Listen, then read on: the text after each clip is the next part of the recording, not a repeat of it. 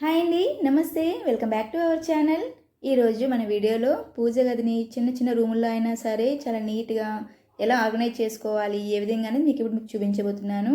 ఈ వీడియోని స్కిప్ చేయకుండా చివరి వరకు చూస్తూ ఉండండి. వీడియో కనుక నచ్చినట్లయితే నా ఛానల్ లైక్ చేసి సబ్స్క్రైబ్ చేసుకోండి. అలాగే మీ ఫ్రెండ్స్ అండ్ రిలేటివ్స్కి షేర్ చేస్తూ ఉండండి. ఇది వచ్చేసి మా పూజ రూము. ఇదంతా ఆఫ్టర్ అయితే చూపిస్తున్నాను, ఇప్పుడు బిఫోర్ చూపిస్తుండండి. మొత్తం పేపర్లన్నీ తీసేసి నీట్గా తడిగుడితో తుడిచేసుకుంటున్నాను. ఇలా పేపర్లు వేసుకుంటున్నానండి. పైన వచ్చేసి ఏమైనా యూజ్ చేయనివి స్టీల్వి అలా పెట్టేసుకుంటున్నాను. ఇలా పేపర్ పైన వేసుకుని దానికి టేప్ అతికియడం వల్ల ఏంటంటే మనం అగరబత్తి పెట్టేటప్పుడు నల్లగా మసిలా వస్తుంది కదా, అలా పేపర్ అతుక్కుపోతుంది. మనం ఎప్పుడైనా చేంజ్ చేయాలంటే పేపర్ తీసి చేంజ్ చేసుకోవచ్చు. అది దీంట్లో ఉండేవాళ్ళు ఇలా అనుకుంటారు కదా మొత్తం అంతా పాడు చేశారని, అలా ఉండకుండా నీట్గా ఉంటుంది. ఇవి వచ్చేసి మొత్తం నా పూజ ఐటమ్స్. ఎప్పుడు మనం పూజ ఐటమ్స్ క్లీన్ చేసుకున్నా కానీ ఫస్ట్ వాటిని తడిగుడితో కొంచెం నీట్గా తుడిచేసుకొని, మనం పితాంబరం కానీ చింతపండుతో కానీ మీరు దేంతో అయితే క్లీన్ చేసుకుంటారో క్లీన్ చేసుకొని ఒక మంచి పొడి క్లాత్తో తుడిచి మళ్ళీ ఒక పొడి క్లాత్ మీద ఆరబెట్టుకోండి. ఇలా చేయడం వల్ల షైనింగ్ చాలా బాగుంటుంది. పూజ గది సామాన్లు కూడా చాలా నీట్గా మెరుస్తుంటాయి.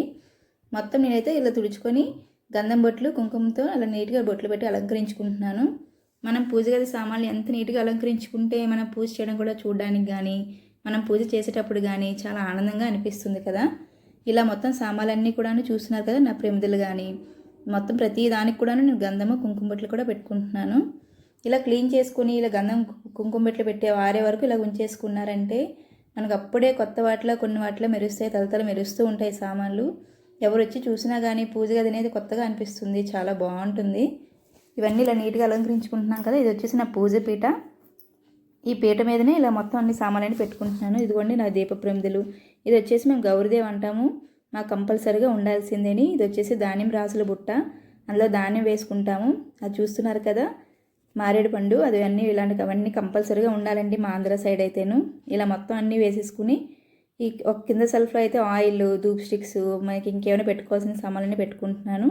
పైన ర్యాక్లో అంతాను మనకు పూజకి వాడే చెంబులు కానీ ఏమైనా అలాంటి పూజకి యూజ్ చేసేవన్నీ పైన సెల్ఫ్లో అయితే పేర్ చేసుకుంటున్నాను. ఇలా పేర్చుకున్న తర్వాత మీకు అన్నీ చూస్తున్నారు కదా, పువ్వులన్నీ పెట్టిన తర్వాత ఎంత నీట్గా అనిపిస్తుంది కదా. ఇలా చిన్న చిన్న ప్లేస్లో అయినా సరే చాలా నీట్గా ఆర్గనైజ్ చేసుకోవచ్చు. ఇది వచ్చేసి నేను చిల్లర డబ్బులు ఇలా పెట్టుకుంటున్నానండి, లక్ష్మీదేవికి ఇష్టం కదా, అందుకని ఇలా చిల్లర డబ్బులన్నీ ఇలా పెట్టుకొని ఈ విధంగా అయితే నేను పూజగా ఆర్గనైజ్ చేసుకుంటున్నాను. నా వీడియో మీకు నచ్చినట్లయితే నా ఛానల్ లైక్ చేసి సబ్స్క్రైబ్ చేసుకోండి అండ్ లైక్ చేస్తూ ఉండండి. మీరు లైక్ చేస్తేనే కదా నా వీడియో మరికొంతమందికి రీచ్ అవుతుంది. Thank you for watching.